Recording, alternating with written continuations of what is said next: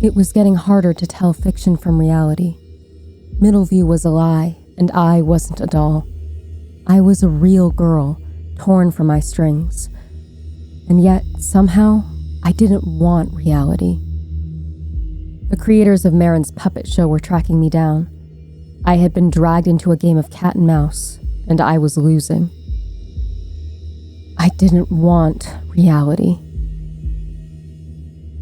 Reality was pain throbbing in the back of my head, a suffocating pressure induced by Dr. Delaney dragging me down a constant, never-ending memory lane. Reality was bleeding out, crouched in a gas station bathroom, knees tucked to my chest, blood-slicked hands over my mouth. 4 walls of white. 4 walls that reminded me of the workshop where I was created, my second life as Maren's beginning. I could see myself as a mindless, limbless doll, a torso with no mouth yet. The figure looming over me held red thread in one hand, a pair of scissors in the other. I saw her manicure, pastel pink nails, as she ran the blade down my torso with precision, stitching me back up with new strings. Pretty, pretty, pretty. Blinking against the memory, I pulled away from it, heaving out a breath into my palm. My mind was a rewinding videotape, and the further it plunged into me, my body was starting to deteriorate. If I concentrated, I was back inside Middleview. The lights were brighter, colors blurred together, neon reds and blues making me dizzy.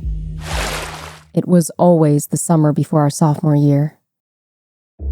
Eris spluttering on his coffee, overgrown blonde hair hanging in wide brown eyes. May, her head comfortably pressed against the window, pigtails loose on her shoulders, her mouth curved around the edge of her straw. Noah, bathed in rich red light, his head tipped back, a playful grin spread across his lips. That night, I couldn't seem to stop looking at him. Maybe it was his stupid laugh that vibrated his body, or his smile that turned heads, wide eyes shining with glee in our post-mystery afterglow. Maren? Noah's voice was an echo in my mind. I lifted my head, my thoughts dancing. I wanted to stay there. Why couldn't I stay? I could taste blood in my mouth, rusty change stinging the back of my throat. His eyes darkened suddenly, and above me the lights flickered white. Tipping my head back, the gas station bathroom was bleeding back into view, clashing with rich neon. Noah was standing over me, lips curled into a scowl. His hair caught the light, bathing him in dizzying red. I could see them again. Lines slicing through the air, slicing through him. Strings holding us all together. Eris's head dropped. Then May's. I could feel them writhing under my skin and tangling around me. Noah leaned forward, the world around us crumbling through, my mind deteriorating, thoughts dancing. The gas station lights blinded me, casting him in an almost heavenly light. What the fuck are you doing? Noah's expression faltered when his strings pulled him back. She's coming! Awareness slammed into me, almost sending me toppling off of the toilet seat. My eyes flew open, a scrunched up piece of toilet paper slipping from my hands. I could hear her. The click-clack of her heels cleared the fog from my eyes. I pressed pressure to my mouth, muffling a cry. She had found me. Middleview bled away and I squeezed my eyes shut. My friends were dead, molded into cruel puppets made of flesh and bone wearing their faces. I knew from a recently dug-up memory that they had managed to escape, but where were they? The adult versions who grew up with me, graduated with me, were ultimately kidnapped and turned into Maren's Middleview 4. Where were the ones who grew up? I knew who I was. I was Eve, a faceless and real girl from a corrupt town that let a child rip me apart and stitch me back together with pretty eyes and a grinning smile. I knew who I was, or at least who the start of me was. All I had to do was delve into who the others were. Which was dangerous territory. Ever since Dr. Delaney put my mind in permanent rewind, I was struggling to tell reality from fiction. Blinking up at Noah, I felt a rush of warmth in my chest. Who was he? I had seen pieces of him in my old life. The stubborn, hard-faced boy who happily exposed a town full of corruption in front of our graduation class. Marin had modeled him into her idea of the perfect boy. Looking at him, caught between fiction and reality, my imaginary friend who was more of an enigma than the real thing, I wondered who he really was. Is this who Noah Presley was bleeding into? Eyes pinched around the edges, a haunted vacancy to them, and yet a lopsided smile that meant something to the faceless real girl. Eve cared about him. I had my personality, my life, everything I was, wiped away. But whatever she felt for him was still swollen in my heart. I had already seen pieces of the boy cruelly stitched into the mayor's son, a 17-year-old rebellion, whose past was startlingly similar to the fictional Noah Presley. This one had an almost feral gleam in his eye, his spontaneous decisions putting us all in danger. Marin had taken all of that, all of him, and twisted him into her own fairy tale. Marin, I know you're in here. The doll's name caught me off guard, pulling me back to fruition, my body jolting. I had to squeeze my knees tighter to my chest. Noah disappeared, shattering along with the splinters of Middleview I was still clinging onto. Reality crashed through. Literally. The sound of the bathroom door flying open sent me into fight or flight. I was half conscious, blinking rapidly against a relentless, thickening fog blurring my vision. There were bloodied tissues covering the floor, but I couldn't move to hide them. The woman took her time, her heels clicking across marble. I really wish you didn't run away, she said in a sigh, slamming her heel into the first stall. I kept my head down, my eyes squeezed shut, pressing pressure over my mouth. Marin, your mother has done so much to protect you from your creator, and you run away? She let out a light laugh. When will you get it in your head that there is nowhere else to go? I stifled my breaths against my knees. It would only take one glance for her to see the pooling red splattering white tiles. It was a terrible tragedy. Oh, the town wept for those pesky kids meeting an untimely demise. I heard your real mother left town. The woman dramatized a sob, emphasizing her words with another violent kick. But the Middleview Four do not die, Marin. The second stall was kicked open. She was getting closer, and with every step, every click of her heels on marble, I was slowly lowering myself, getting ready to run. All of you are important to your creator. You are her dolls, after all. She cleared her throat, her heels suddenly pivoting under the gap in the door. What if I told you I could take you to your 3 friends right now? Her voice was silky smooth, almost hypnotizing. I don't mean Marin's little puppet show. Peter Young's remnants are in my car. I can't stand to look at him. Children can do the cruelest things. Her heels backtracked away from the door. I can take you to them, the woman said, and my breath caught in my throat. She was talking about them as if they were alive, like they were within reach. Believe it or not, your friends have been in plain sight this whole time.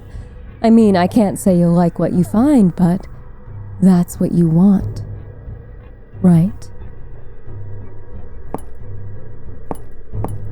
I could sense her moving closer, clacking heels turning playful. You just want to see them, whatever state they're in. Don't you dare. The voice was warm and familiar. It sounded like home. Eris Kane stood in front of me, his arms folded. My imaginary friends had a habit of popping out of nowhere. His 15-year-old Middleview self was younger, like a golden retriever, sandy blonde hair hanging in his eyes. Marin's creation was more akin to a modern Ken doll. His eyes were not what I expected, though. A darker, more haunted glint. That crazy bitch is lying, he said. Obviously. Ugh, for the first time in my life, I agree with you. Noah Presley was leaning against the rattling door, head tipped back, eyes closed. "We've established that somehow we managed to escape the facility," he murmured.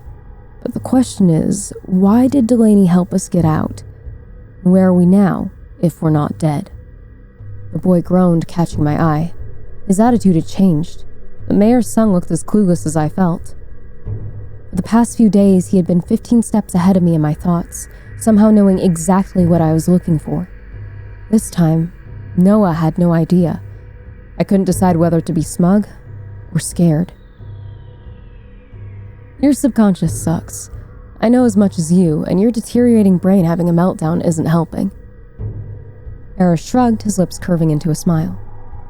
"At least we're alive, right?" I opened my mouth to reply before realizing I was still talking to myself. "Well," the woman said from the other side. I caught May's wince when she came close to the door. "What do you say? Are you going to come out? Or do I have to ruin another pair of my shoes?" Eris took slow steps back. "Fuck. Do you think she'll break the door down?" "Definitely." Noah straightened up. "Which means we need to do this now." The mayor's son ducked in front of me, his eyes drinking all of me in. He didn't like being in the dark. My subconscious was getting increasingly impatient. "Do you want to know where we are?" Tips of his fingers danced across my temples. I couldn't feel them, but I could imagine them. Noah held my gaze. "Do you want to know who we are? Because this could, definitely kill you. Delaney fucked with your brain, and I don't think another memory dive is going to help." His head whipped around when the door rattled, his expression twisting. He was as desperate as me, my subconscious mind trying to solve the mystery of himself. Even as my subconscious, though, I knew my imaginary friend was something else. He wanted answers. Why he existed, and what happened to the boy who was twisted and contorted into Marin's fantasy. The mayor's son was slowly bleeding into this nameless, faceless boy. Noah was never impatient, never desperate enough to risk my life. "But," Noah whispered, his voice growing louder in my skull. I blocked out the violent kicks into the door. "Don't you want to risk it?" "Yes." Noah broke out into a smile. "Okay, concentrate. Your mind is pulling you in different directions, but you should be able to control where it takes you." He closed his eyes, and I followed suit. He was so warm, his breath tickling my face. I could almost mistake him for being real. I was half aware of the door breaking open, but I didn't see Red Heels striding through. Noah jumped back, cursing, Eris and May stumbling into the door. Electroshocks rattled my skull, warm red seeping down my chin. I knew I needed to run, to get out of there. But my vision was blurring, my head lolling, white walls swimming in and out of view. Reality was getting easier to let go of, like plunging into the ocean. But this time, I forced myself further. Deeper. Shadows filled the stall, one in particular ducking in front of me. I was already falling, just like always, plunging without an anchor, my grip on the real world fraying, like my strings. "Eve?" The voice was a shadow, an echo creeping in. Bright light greeted me. I was standing in an elementary school classroom, and in my hand was what looked like a brightly colored book. The book was homemade, put together with bright paper and kids' drawings. I had an audience of a dozen wide-eyed little kids, all of whom were wearing masks. Mr. Pembroke had hated us since we were little kids. I could see the teacher was reveling in delivering our punishment. "Eve, would you like to start reading?" The others stood either side of me. Noah looked bored, jumping up and down on his heels, while May and Eris entertained the little kids with smiles. I caught Noah's wink. I gave him a slight nod. If we had to endure some stupid punishment for being caught in Sheriff Hammond's office, then so be it. After all, it's not like we planned to be caught. Planned to be given community service, which we knew would be story time with a group of kids who didn't make sense. 12 kids with forced birth records, who were aging at an unnatural rate. Clara Little, the redhead with ribbons in her hair. was supposed to be 2 years old. So why did she look like a 10-year-old? Eris nudged me and I cleared my throat, opening the book. The Adventures of the Middleview Four, I read out, projecting my voice. Written and illustrated by Maren Delaney. I turned to the first page and the little kid started to murmur in excitement. Maren was playing in the sand one sunny afternoon, I said, my voice catching, when an evil milk thief struck her school, stealing everyone's milk away. I couldn't help skim reading through the text. Milk thieves, evil janitors with mysterious bags of white powder, and a carrot-stealing pensioner who held our heroes hostage with a World War II grenade. Wait, Noah was flipping through his own copy of the book. He raised a brow. Is this fucking book about us? One of the little kids huffed. That's a bad word. Noah licked his finger, violently flipping a page. Oh, shut up, you don't even care about this stupid book, he grumbled, skimming through later chapters. I don't care how old you are, this is blatant copyright infringement. Mr. Carrington, Pembroke warned. Eris nudged me. Rich private school kid with a British accent, he whispered. Is that supposed to be me? Read. Why should I? Noah shot back, and a little boy started crying. He held up the book, waving it manically. When were you planning on telling us that you wrote a kid's novel based on our lives? Stabbing at chapter 6, Noah scowled. Did you know I almost died during case 4? Lady Thorne kidnapped me and strung me up in the sawmill, and you turned it into a fucking kid's book? That's 3 more days of community service. The boy scoffed, flipping through the book. Noah Presley's a stupid name. 4 more days. The teacher's expression didn't waver. Do you want to go for 5, Mr. Carrington, or are you finished insulting a group of children? Noah shrugged. It's not my fault the main character is named after a fish. I had to press my lips together to avoid laughing. May was already losing, pressing the book over her face. 5 more days of community service. Jazz, Eris gritted out, elbowing the boy. Just read the freaking book. He did, rolling his eyes and groaning through the whole chapter, adding his own commentary, which included a more realistic approach to each case. It's not white powder, kids. It's called cocaine. Noah ignored the teacher's curled lip.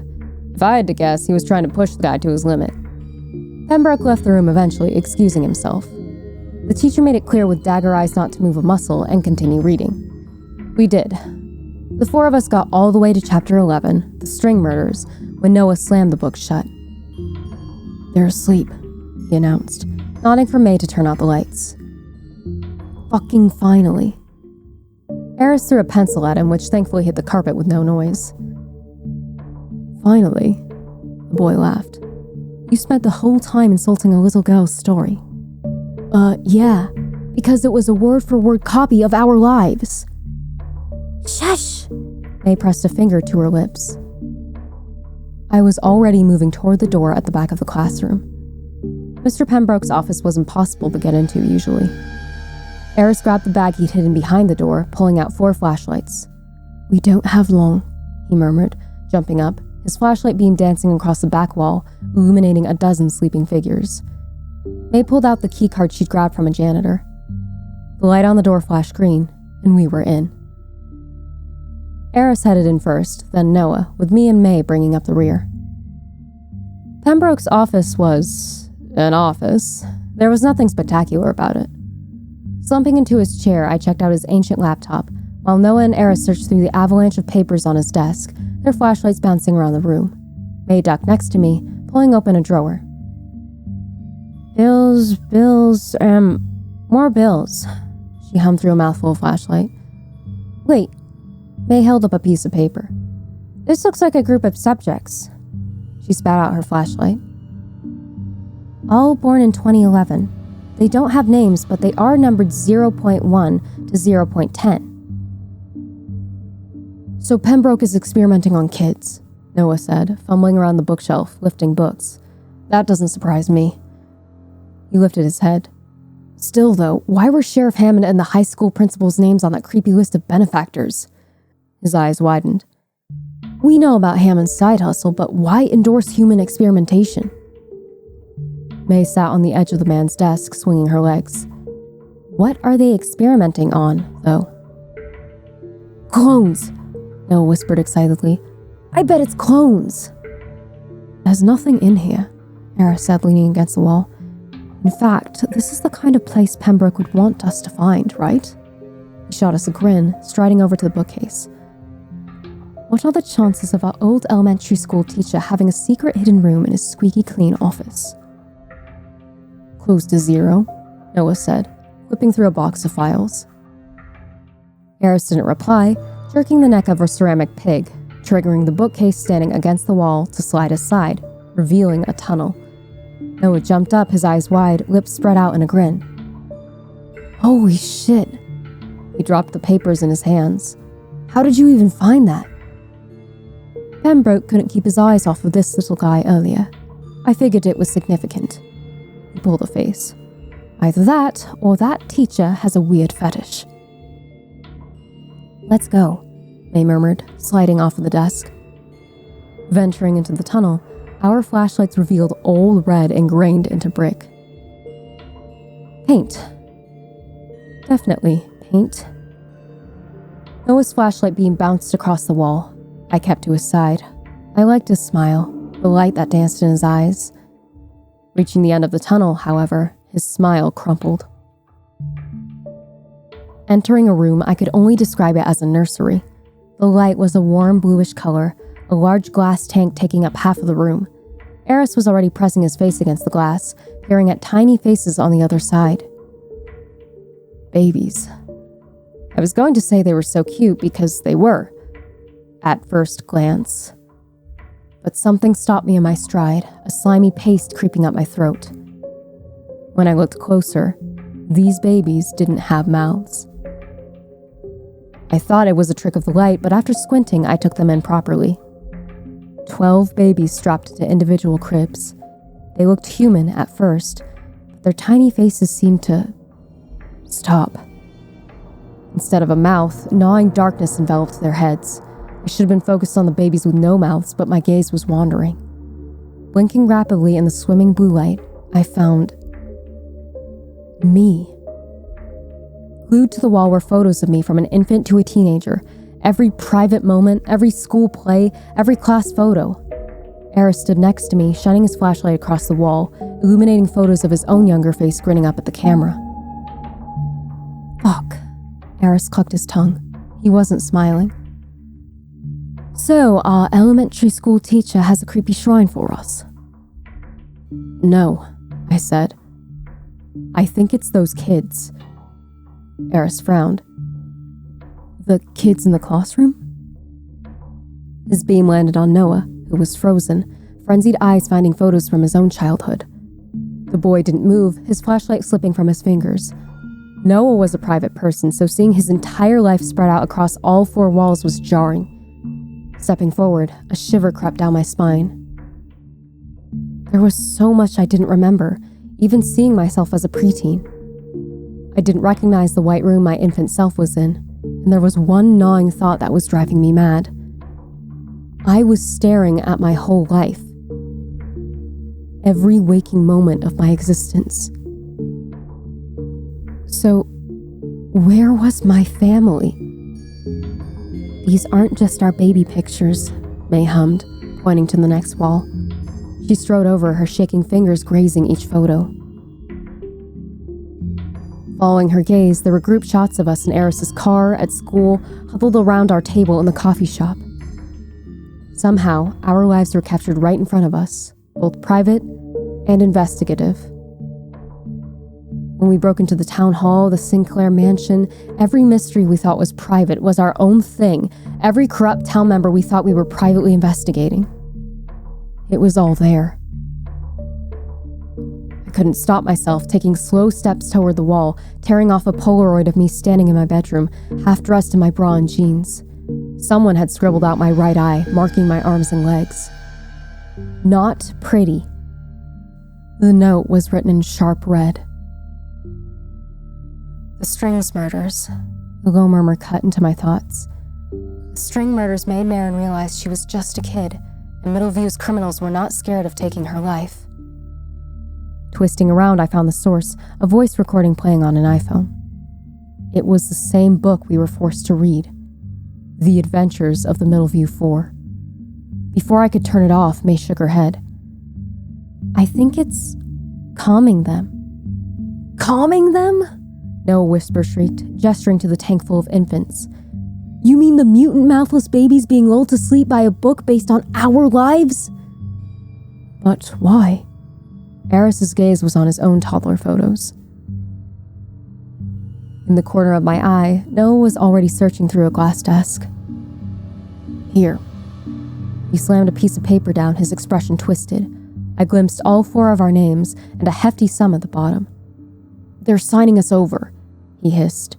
Dated just after our graduation to someone named A. Eris frowned. Selling us to what? He snatched the paper off of Noah, peering at it. It says a permanent position. He caught my eye. So he's got us jobs? Jobs, Noah scoffed. Dude, the fucking criminal mastermind is selling us to someone named A. That's not a job. It means a permanent purchase. Right. Eris rolled his eyes. Because I definitely thought he was renting us. Don't be a smartass, you know what I meant. May blinded them both. Stop arguing and get evidence. Take photos. Wait. I didn't realize I was staring through the glass until I was running my fingers over the pane, playing an invisible piano. There was something moving. I pressed my face against the screen, peering closer. There. I could see something. Tiny, shriveled, tangled around an infant's toe. Whatever it was matched the oozing darkness replacing their mouths, a slimy tendril of darkness creeping up a baby's tiny leg. Is that? I knocked on the glass in an attempt to scare whatever it was. They're strings. Noah was standing behind me, his gaze glued to the movement creeping around each baby, entangling around them. When I knocked again, something slammed into the glass, a slimy black tendril creeping across the pane, like it was alive. The 4 of us jumped back. What the fuck? Noah choked. Wait. Eris risked a step forward. Did that string just attack us? No. We were attacked by the babies, which meant somehow these babies used them as a defense mechanism. Before I could tell the others, the room was suddenly awash in red light. Silent alarm, Eris said when the door slammed shut. So whatever gets in here can't get out, without waking up the creepy mutant mouthless babies.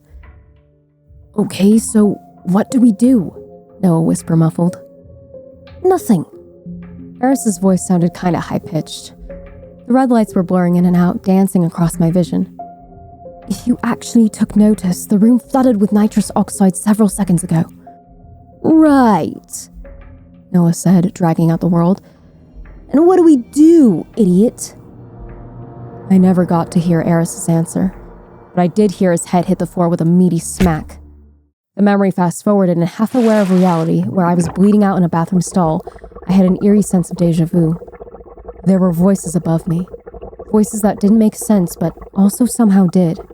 I fell away from them, back into the dark. Without Delaney's brutal pushing, I was able to tread the memory like dipping my toes in the deep end of a pool. This time, I was in what looked like a hotel room. Minimalist, with navy walls and a chandelier. It was the penthouse suite. I was tied to a chair, my wrists pinned behind my back, in front of large windows looking out over our tiny town where the townspeople resemble cockroaches. There was something sticky over my mouth. Duct tape. I tried to lick it off, but this was strong stuff. A familiar muffled grumble brought my dizzy thoughts back to fruition. Oh yeah. I lazily lolled my head to the left where Noah Presley was muffled, screaming through a swath of tape over his mouth.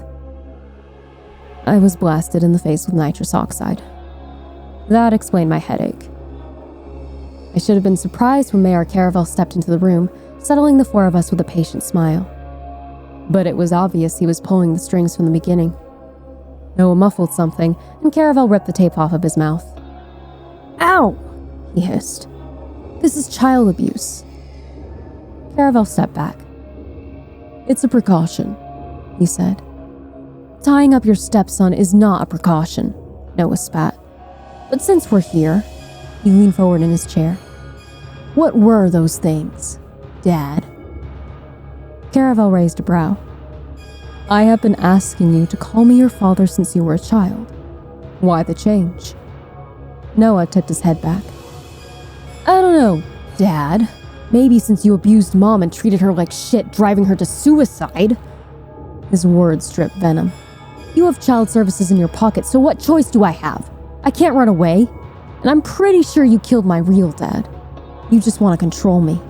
His lip curled. Do you want to push me off the edge too? Caravel's expression darkened, his eyes challenging. They're children, he replied to Noah's earlier question. I don't think I have to explain human biology to you at 17, do I? They're not children, Mayor Caravel, Eris managed to muffle. They don't have mouths. Caravel's eyes narrowed. Mr. Young, I don't believe I asked you to speak. Don't talk to him like that, Noah gritted out. Why are you dodging the questions? You have a nursery full of mutated, mouthless babies, and let's not forget the creepy fucking shrine dedicated to literally every moment we've ever had in our lives. So what are you doing, huh? He was getting dangerously close to toppling off the chair. I heard the breath catch in his throat. Wait. Noah laughed, but it came out like a sob. Did you do that shit to us? Caravel sighed. Callan. He nodded to the doorway. I twisted around to find a man wearing a pale blue mask striding into the room. Dad. Noah's voice broke. Why won't you answer me? Did you fuck with us too? He heaved out a breath, his eyes widening. I could already sense it, his lungs failing to suck in oxygen. He was having a panic attack. I was used to him suffering from them, but I couldn't do anything. I couldn't grasp his hand and tell him to breathe. Mate, Eris whispered, muffled. It's okay. Breathe. Take care of them. Caravel knelt in front of Noah with a sigh. Just take it easy on my stepson. I don't want you to hurt him, but he is becoming a pain. He reached out to Noah, at first caressing his cheek, and then gripping his chin, forcing the boy to look at him. Jazz. His voice was soft, yet I could see the dents his fingernails were making in Noah's flesh.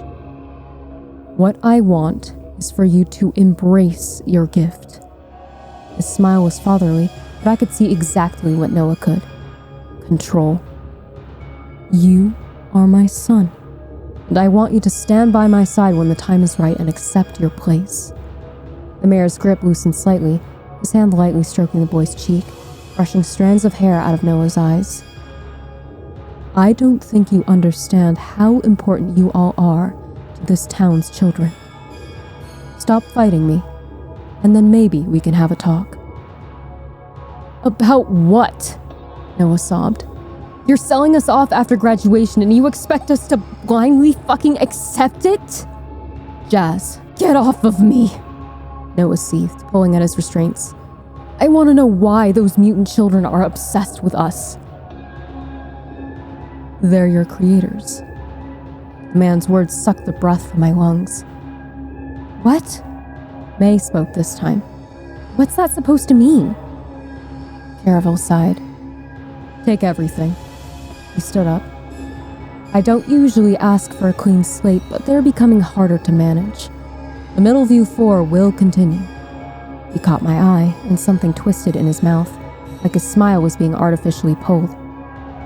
I blinked. Strings tangled between his lips. Whether they like it or not. No! The mayor's son choked out a cry, struggling violently, his breaths coming out in sharp pants. Do you seriously think you can wipe everything away? I'm finished talking to you, Jazz. Please, Noah gasped out. Dad, I can't breathe. He tipped his head back, sucking air between his teeth. Are you Are you really going to kill me? Caravel's lips pricked. If I could kill you, I would have. A long time ago. The boys' breaths were going labored, and a part of me was thankful when the masked man pressed his fingers to his temples, murmured reassurances, and Noah's head dropped. The man turned to me. Can you breathe in? His voice was soft, almost melodic. Pressure on my head felt just right. I'm going to take you home. Eve? That voice pricked me back to consciousness. Reality. Eve? Hey, come on, stay with me. Dr. Delaney told me there was a specific memory that was killing me. No matter how deep I delve to reach it, it's always too far down, enveloped in an oblivion I could never get to. He told me this memory was causing my brain to swell from the pressure of relentless attempts to find and revisit it. Part of me knew what this memory was. I had already slipped inside, instantly retracting myself from it. It was a scarlet room. I told myself I would only find it again when I was sure of myself. But the memory that was killing me found me instead.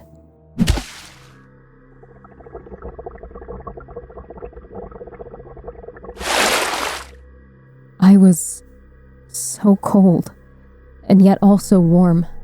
My body was entangled in something slimy, something stringy wrapped around my wrists and coiled around my neck. The room was made of concrete, and I could feel each of them pressed to my back.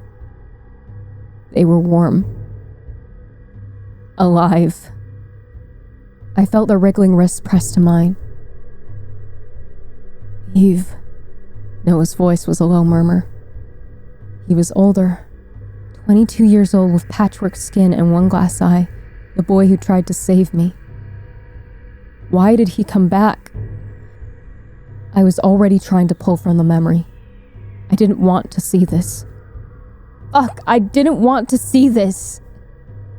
I saw them push through the exit doors bathed in flashing lights. So why were they here? Why were they back on the cutting room table? Noah's head dropped onto my shoulder, but I was only drinking in blood-spattered walls and hanging above us a stained blade. Do you remember my name? I lost my voice when the silver blade started to spin. Noah, I said, and his laugh was more of a sob.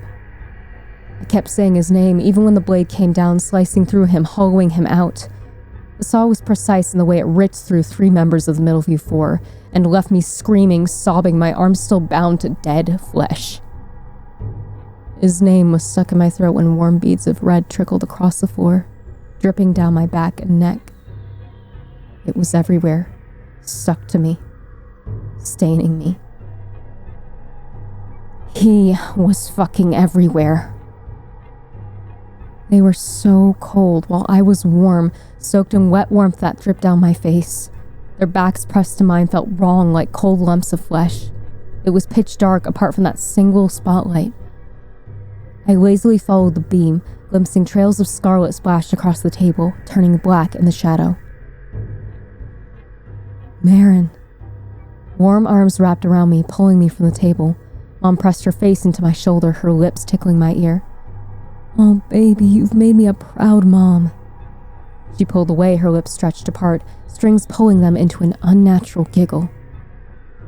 You're my little star, she whispered.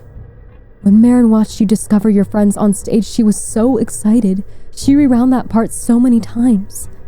Mom turned me around forcibly. My gaze found the pieces of my friends. I could see them pulled through a meat grinder, hanging from the ceiling, impaled through the heart.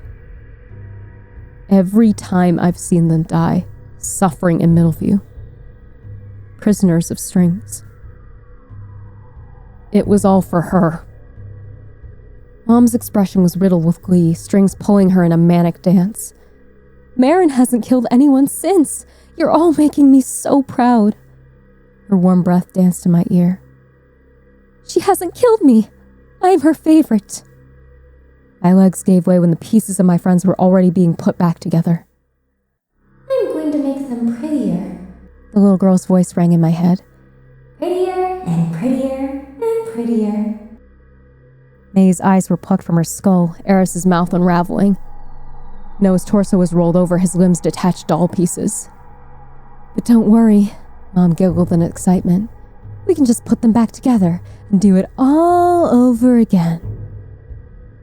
Allison, Dr. Callan Delaney is ready for her. The voice came from the door. My eyes found the door, and there stood Mayor Caraval, his arms wrapped around 3 smaller shadows. They looked like college students. The girl wore a yellow sundress, while the boys were in casual wear. But it wasn't their clothes I was staring dazedly at, still wrapped in my mother's arms. Their faces were drowned in shadow, and yet I knew them. Before I could stop myself, I was moving toward them. Mom yanked me back, forcing me to face her. I could see strings entangled around her iris, her mouth violently pulled back and forth. "You're my star, Marin," she said, squeezing me to her. "You're doing so well at keeping our special girl happy." Thankfully, I retracted from that memory, oozing back into reality. "Oh, thank God. Are you all right?" The first thing I noticed was the cool graze of cool air whipping my hair out of my face. I was lying on a wooden bench, a young woman looming over me, her hands filled with bloody tissue paper. I gingerly swiped at my nose, prodding at the dried blood crusting the edge of my nostril. "It's all right. I managed to stop it, but you really need a hospital." She dropped down beside me. "I found you in the bathroom, barely conscious, talking about red heels." She laughed.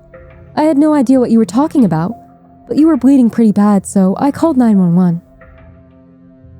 I sat up, a dull pain throbbing in the back of my head. The woman handed me a bottle of water, and I drained it. "Do you want a refill?" She pointed down the road. "I can just go to my truck. I have water in my trunk." I nodded, a small thank you slipping from my lips. "No problem. I'm Bess, by the way. I'll be just a minute, okay?" When Bess was gone, I managed to stand up, pressing pressure to my nose. I found my gaze flicking to the freeway, following the stream of late afternoon traffic. It had to be at least 6 p.m. The sky was darkening. When I followed the horizon to catch the late setting sun, I saw something else instead. Something cutting into the air, slicing its way through reality. I stepped back. Strings. Strings that had expanded from Middleview, from Marin's stage show. And now, they were in my town. Which meant Marin is hunting me down. Another step back, and a hand slammed over my mouth. "Bess," the voice said, "in the middle of nowhere, a 20-something-year-old woman named Bess just happens to find you bleeding out in the bathroom and offers you water from her truck." I felt hands on my shoulders turning me in the direction of Bess's truck. "If you were a real detective, Marin, you would have noticed Bess is currently running toward us with a gun in one hand and a sedative pistol in the other." His breath, real and ice cold, grazed my ear. "Run." A loud beep pulled me out of my thoughts. A black SUV was pulling up next to us, and I was shoved onto the passenger seat, face planting directly into a warm lap. The door slammed shut, a familiar laugh from the front seat. "That was the slowest getaway I've ever seen. Did you short-circuit?" "Shut up and drive," the other voice grumbled. The car flung forward, and I almost rolled off of the seat. The voices didn't make sense to me, an amalgamation of what was supposed to be home. But I saw them die. I saw them ripped apart. "I said drive left! I am going left!" Another violent jerk, and I was sure I was going to die, this time by car crash. Thankfully, cool hands were helping me sit up straight. She was both beautiful and grotesque, a cruel and yet kind illusion of what I wanted, ripping my heart to pieces. May. Her face was too perfect, pretty blue eyes and porcelain skin, dark hair and her usual pigtails. The girl looked like May. When she smiled at me and told me everything was going to be okay, she sounded like May. But she was so cold. Her skin felt almost slimy. "The other left, you fucking idiot!" "Oh, you mean the right?" The voice choked. "Wait, fuck. Hey, 2 o'clock. One of the figures whipped around. Noah. His face, like May's, was too perfect. She's tailing us. I've got it. The boy with Eris's face jumped into the back, primed on his toes like an animal. He turned his head. Can you drive onto a secluded road? No. I know what you're thinking, and doing that will just attract attention.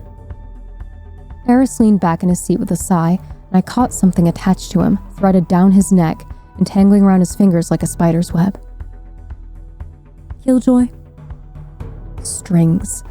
Not red, but black, rotting strings. A shadow appeared in the corner of my eye.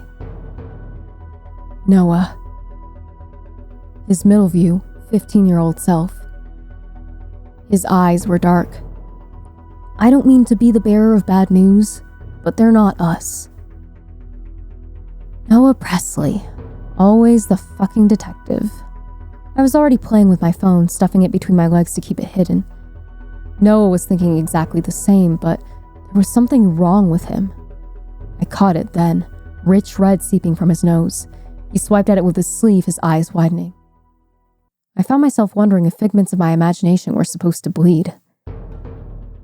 That's new, he mouthed. He caught my eye and I noticed his expression twist.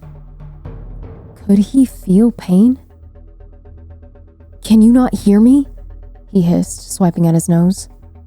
Eve, they're not us. I'm trying to ignore him, but you can't ignore your subconscious. I'm currently traveling with strangers with my friends' faces. I'm terrified of them, terrified of getting caught. But also, they're real. Right now, they're all I have. But I have a feeling Marin is playing a new game.